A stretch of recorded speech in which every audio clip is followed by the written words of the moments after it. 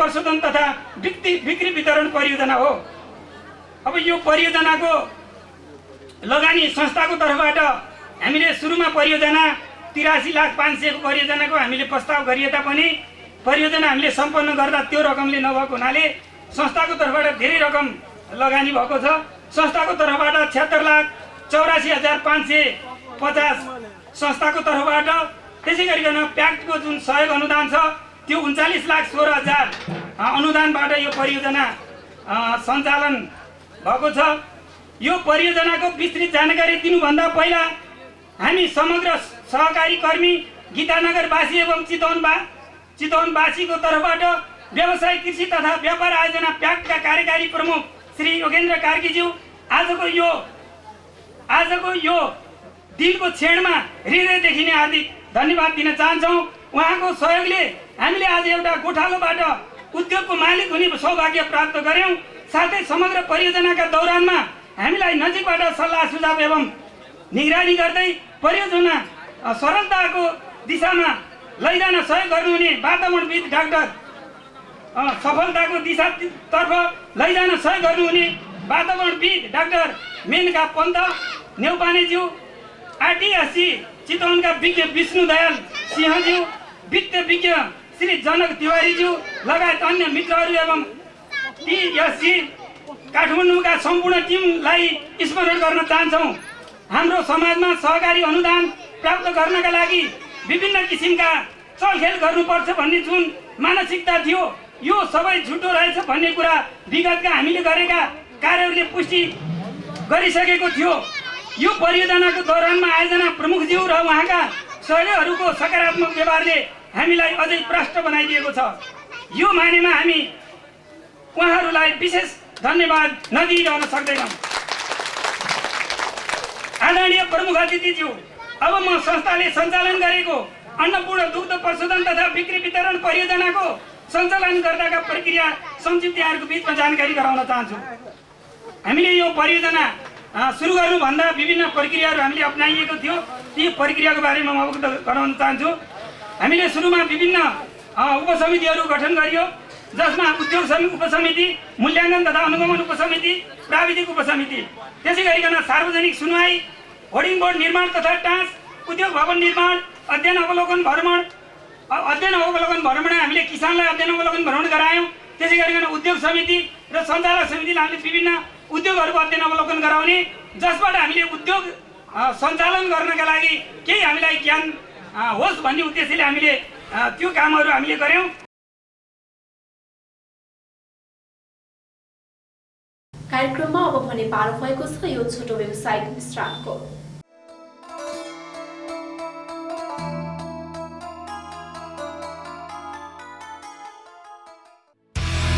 शुभ विवाह, धार्मिक कार्यक्रम, घरायसी कार्यक्रम लगायत व्यावसायिक भिडियो छायाङ्कनको साथै विश्वकै उत्कृष्ट प्रविधिमा वेबसाइट निर्माण गर्नु परेमा हामीलाई सम्झनुहोस्। सम्पर्कको लागि audio visual and software service, Bharatpur 2 Kshetrapur, phone 056 525 552, mobile 98 037 90 536, 98 450 21 992, website www.abconsults.com। चितवनको लोकप्रिय आवाज टेलिभिजनलाई स्थानीय कार्यक्रम छायाङ्कन तथा प्रसारणको लागि सम्झनुहोस्। सम्पर्क फोन 056 522 349, मोबाइल 98 550 56 039। स्थानीय कार्यक्रम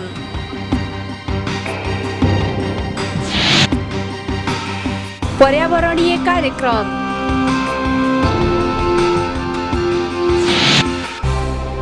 सांस्कृतिक कार्यक्रम, धार्मिक कार्यक्रम जस्ता अन्य कार्यक्रमहरूको लागि आवाज टेलिभिजनलाई सम्झनुहोस्। सम्पर्कको लागि आवाज टेलिभिजन, फोन 056 522 349, मोबाइल 98 550 56 039।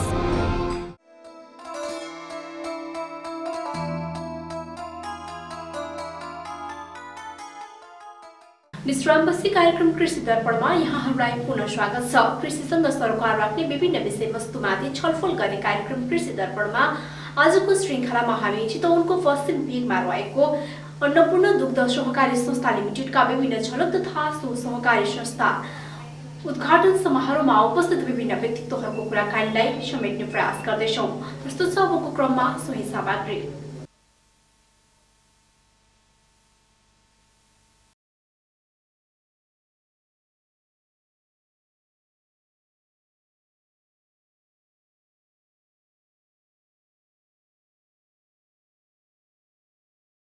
गर्न सफल यस संस्था प्रति मेरो धेरै धन्यवाद। तर मेरो क्रान्तिकारी लाल सलाम स्वीकार्नुहोस्। साँच्चै भन्छ I do not love the life if there is no change. साँच्चै हामीले त्यो जीवन माया गर्दैनौँ जहाँ रूपान्तरण हुँदैन। साँच्चै हाम्रो चाहिँ अध्यक्षज्यूले भनिसक्नु भएको छ कि हामी गोबर फाल्नेबाट आज उद्योगपति अथवा उद्योग सञ्चालन गर्नेसम्म पुगिसक्यौँ। लाग्छ यो शिक्षा हामी सबैको लागि मनोज्ञ छ। लाग्छ आज यो देशलाई सञ्चालन गर्ने भनेर जुन चाहिँ बागडोर सम्हालेका छन् यसबाट लाग्छ यो संस्थाले एउटा राम्रो शिक्षा दिन सफल भएको छ भन्ने मैले महसुस गरेको छु।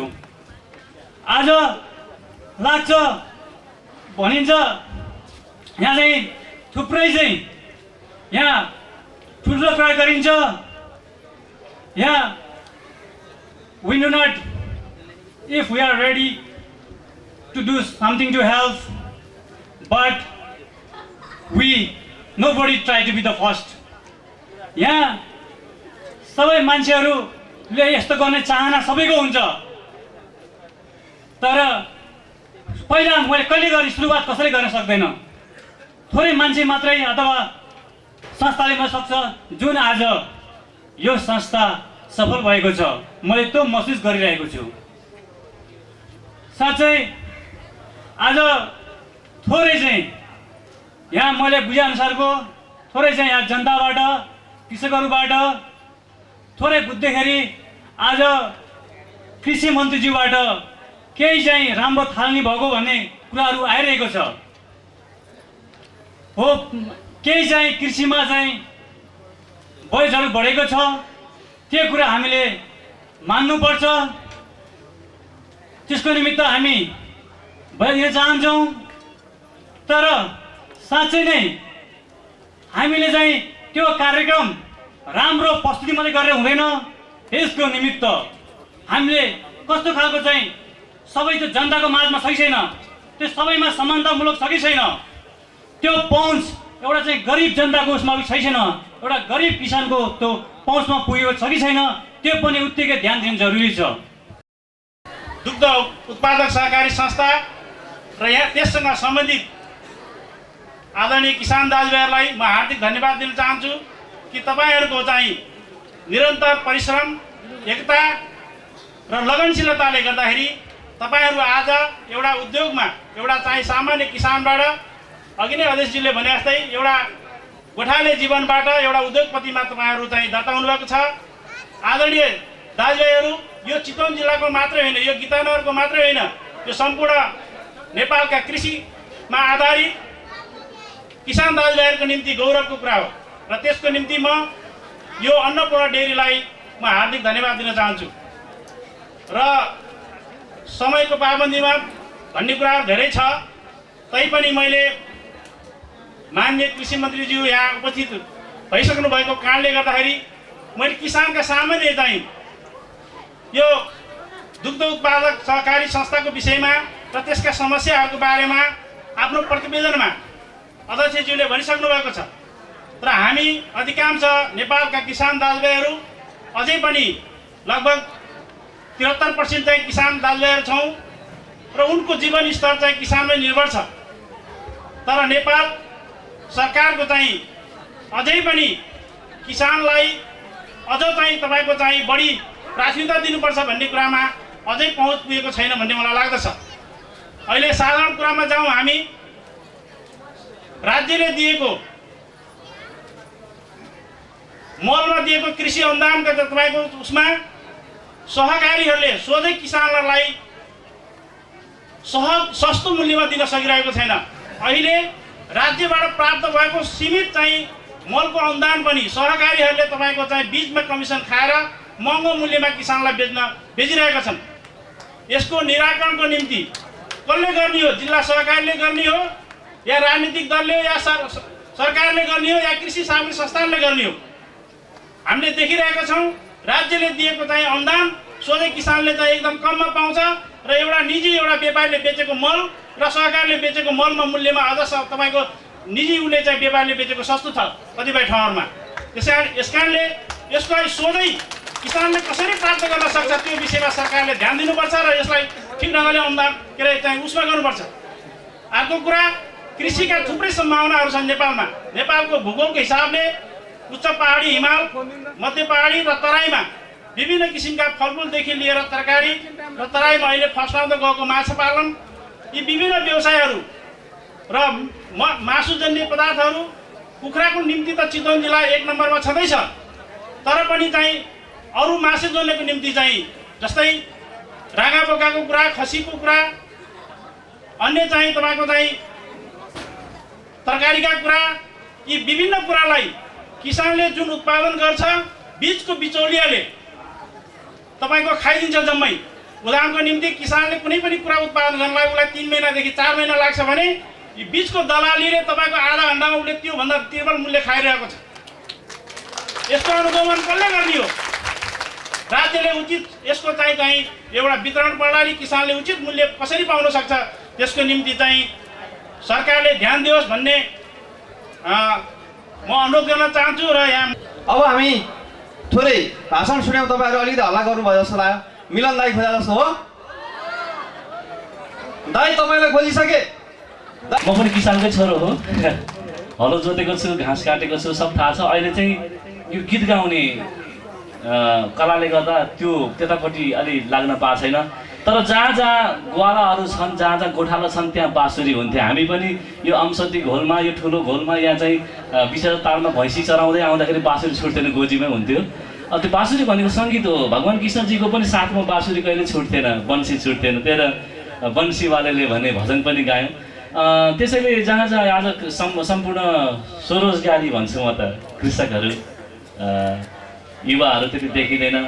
जुन गाउँमा जान्छु प्रायः तपाईँ जस्तै वृद्ध मान्छेहरू, कि नभए एकदम सानो बच्चाहरू फोटो खिच्ने नानी जस्तै।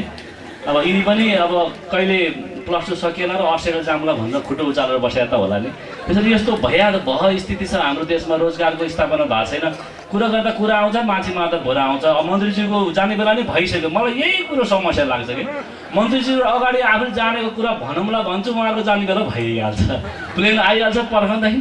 त्यसैले सायद उहाँ पनि नेपालकैबाट सुन्छु कुरा, जनताकै घरबाट जानु भएको छ अरे। उहाँ पनि किसानकै सेरोफेरो बसेर मन्त्री हुनुभएको छ। अझ नजिक हुने कोसिस गर्नु होला सम्पूर्ण नेतागण, प्रमुख अग्रज समाजसेवीहरू।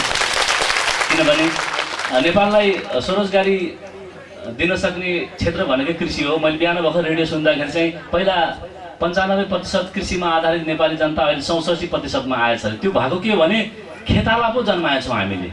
हामी विदेश जान्छौँ, खेतालाको देश भनेर चिनिन्छ अहिले नेपाललाई। हिजो वीर पुर्खा नेपालीको देश भनिन्थ्यो, अहिले खेताला जन्माउने देश। अर्काको खेतालाले ल्याएको पैसा देश कहिले बन्छ र? बन्दैन। हेर्नुहोस्, देश त यहीँको ढुङ्गो माटो घोटेर निकालेको चन्दन लगायो भने देश बन्ने हो। त्यसैले चन्दन लाउने कोसिस यहाँको अन्नपूर्ण दुग्ध व्यवसायी कृषक दाजुभाइले प्रयास गर्नुभएको छ। म तपाईँहरूलाई एकदम नमन गर्न चाहन्छु। नमस्कार, धन्यवाद तपाईँहरू। कुरा गर्दा कुरा आएर भनेको, म त गीतै गाउने मान्छे हो। कुरा धेरै छ। हेर्नुहोस्, गीत पनि त्यो घर गाउँमा देखेको कुरालाई जोडेर गीत बन्यो। अझ लोकगीत भनेको त त्यही नै हो। ठ्याक्कै महिला दिदीबहिनी हुन्छ, फुपू हुनुहुन्छ, आमा हुनुहुन्छ, कसो गर्ने भनेर भने पनि त्यही हो, होइन?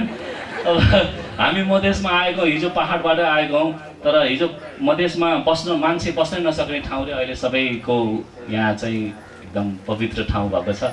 मिलेर बस्नुपर्छ। यहाँ भर्खर एकजना चौधरी साथीले भाषण गरिरहँदा खुसी लाग्यो। चौधरी पनि यस्तो ठाउँमा आएर बोल्ने एउटा स्थानमा आएछ। यहाँको आदिवासी हो। हिजो यो ठाउँमा औलो लाग्थ्यो अरे, लामखुट्टे लाग्थ्यो अरे, तर यो ठाउँलाई मानव बस्ती योग्य बनाइदिने तिनै जातिहरू हो। उहाँहरूको लागि पनि नमस्कार छ मेरो तर्फबाट। यो देशमा विकास गर्छ। मोदीको भर्ना पनि असार महिना, सुन्नु है त, असार साउन बर्खाको महिना खेताला पाइँदैन, यही चाल भए यसपालि खेती लाइन्छ कि लाइँदैन हरार उड्यो विदेशी जहाज नेपाली बोकेर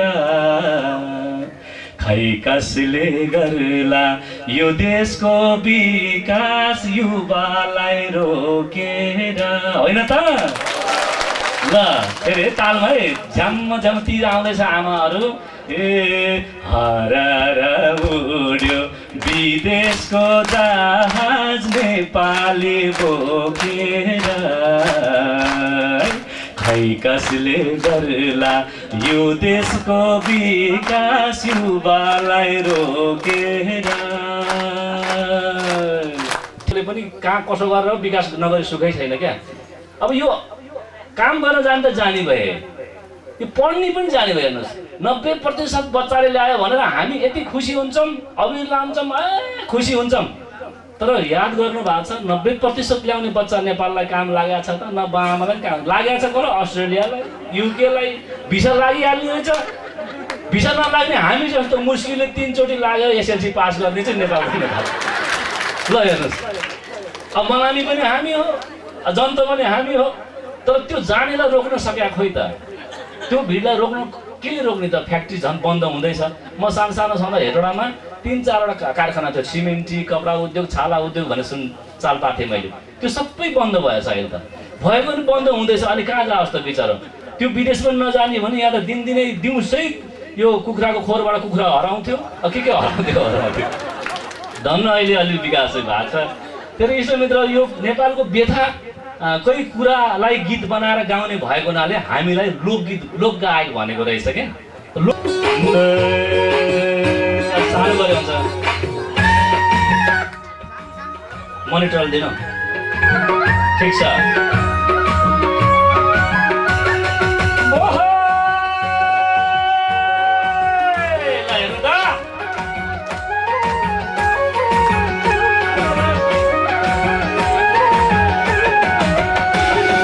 राजनीति झगडाले देशलाई पछि पार्यो राजनीति झगडाले देशलाई पछि पार्यो महँगी र भुखमरीले जनतालाई मार्यो ढिलो भोन गरौँ आला मला सबै पार्टी नेता र जनता मिली हाम्रो देश बनाऊ है झला मला ढिलो भोन गरौँ आला मला सबै पार्टी नेता र जनता मिली हाम्रो देश बनाऊ है झला मला हाम्रो देश बनाऊ है झला मला हो कि होइन त म सर्वप्रथम व्यक्तिगत रूपमा र नेकपा एमाले जिल्लाको तर्फबाट यो 30 वर्षपछि यो 30 वर्ष अगाडि चितवनको सबभन्दा पुरानो सहकारी संस्था दुग्ध सहकारी संस्था हो। यो 30 वर्षको उमेरमा तपाईले धेरै कुराहरू विकास गर्नुभयो। एउटा अन्य जिल्लाबाट अन्य क्षेत्रबाट एक्सचेन्ज भ्रमणमा आउँदा पनि नमुनाका लागि हेर्ने मान्छेहरू तपाईहरुको आउँछन्। आज तपाईले प्याकको अनुमति अनुदानबाट एउटा प्रशोधन केन्द्र तपाईले उद्घाटन गर्नुभयो। तपाईले दूध देशबाट उत्पादन गरेर भोलि वितरण गर्दै हुनुहुन्छ। शुभकामना छ, बधाई छ। जसले अनुदान सहयोग गर्यो नेपाल सरकार, प्याकले सहयोग गर्यो, तपाईहरु अहोरात्र लाग्नुभयो। जसले हिजो ठीक 30 वर्ष अगाडि डीडीसीबाट हुँदै आफ्नै बनाउन लाग्नुहुने ती अग्रज किसान दाजुभाइहरूलाई पनि म स्मरण गर्न चाहन्छु र तपाईहरुको यो यात्रा अविरल यात्रा अगाडि बढोस्। असाध्यै यो अन्नपूर्ण दुग्ध प्रशोधन केन्द्र साह्रै अच्छा राम्रोसँग चलेको छ भन्ने कुरा हामी सबैले सुन्न पाऊँ। देशका विभिन्न भागमा यो कुरा जान सकोस्, मैले शुभकामना दिन चाहे। र आज खास गरी मिलन भाइले, म सधैँ मिलनजीलाई चाहिँ एउटा कलाकारको रूपमा लोक कलाकारको रूपमा मात्रै बुझेको थिएँ। अब एउटा उहाँको पदवी थपिएछ। मलाई शुभकामना दिन चाहन्छु। हास्य व्यङ्ग्य कलाकार पनि हुनुभएछ र उहाँका मिठा मिठा गीतहरू तपाईहरु सुन्नुहुनेछ र हाम्रा आदरणीय मन्त्रीज्यूबाट धेरै कुरा तपाईले पाउनुहुनेछ। नेकपा एमालेको तर्फबाट एउटै स्वर छ, एउटै भनाइ छ। हरेक नेकपा एमालेका कार्यकर्ताहरू अब सदस्यता लिँदाखेरि उत्पादन कार्यमा लागेको हुनुपर्नेछ। मलाई लाग्छ सबै पार्टीका साथीहरूले पनि सबै मिलेर